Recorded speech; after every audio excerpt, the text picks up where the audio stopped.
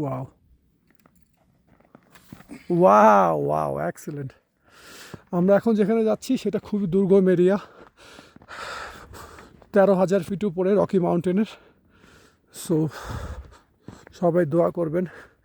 এত বেশি স্নোফলিং হচ্ছে, মানে স্নো স্ট্রম বলে এটাকে, তারপরেও এটা চ্যালেঞ্জিং হয়ে যাচ্ছি আমরা। একটু উঁচু নিচু এরিয়া,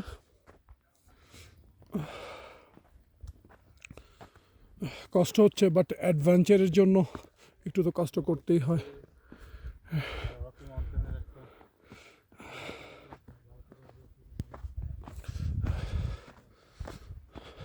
সবাইকে দেখানোর চেষ্টা করতেছি, আসলে ভিডিও ধরে রাখতে কষ্ট হচ্ছে, বেশিক্ষণ পারবো না, বাট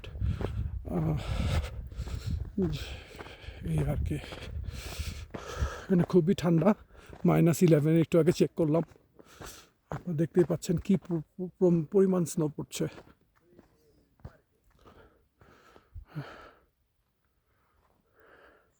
সুবহানাল্লাহ।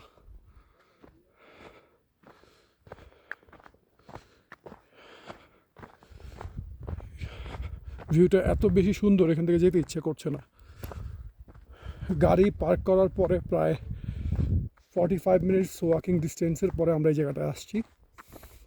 তো যে চূড়াটা আরেকটু দূরে, but we still try to go দেয়ার।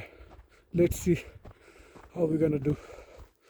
যত দূরে যাচ্ছি, যত ভেতরে যাচ্ছি রকি মাউন্টেনের, তত বেশি মানে ইয়েগুলো সুন্দর, ভিউগুলো আরও সুন্দর হচ্ছে। 45 মিনিটস অলরেডি হেঁটে ফেলছি এত ঠান্ডার মধ্যে। তারপর আরও কিছুক্ষণ হাঁটবো,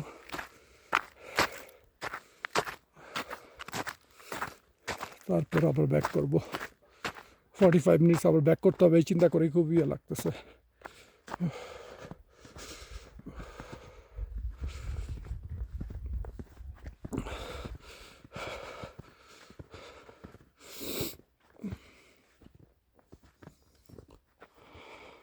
যত উপরে উঠতেছি ততই বেশি স্নোর গতি বেড়ে যাচ্ছে, মানে স্নো স্টর্মটাকে তত ফিল করতে পারছি আর কি।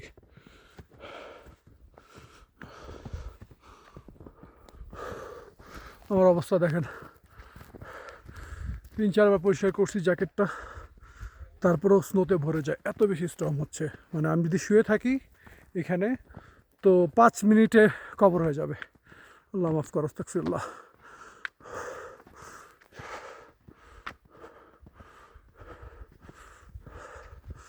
দুর্গম পথ, আর বেশি দেরি, আরও 10 মিনিট হাঁটার পরে। হ্যাঁ, এই যে আমি উপরের দিকে আসতে থাকেন বাপ্পি ভাই। হ্যাঁ হ্যাঁ, ওকে। সবাই দোয়া করবেন, বেঁচে থাকলে দেখা হবে মাউন্টেনের চূড়ায় যে। আল্লাহ হাফেজ, আসসালামু আলাইকুম।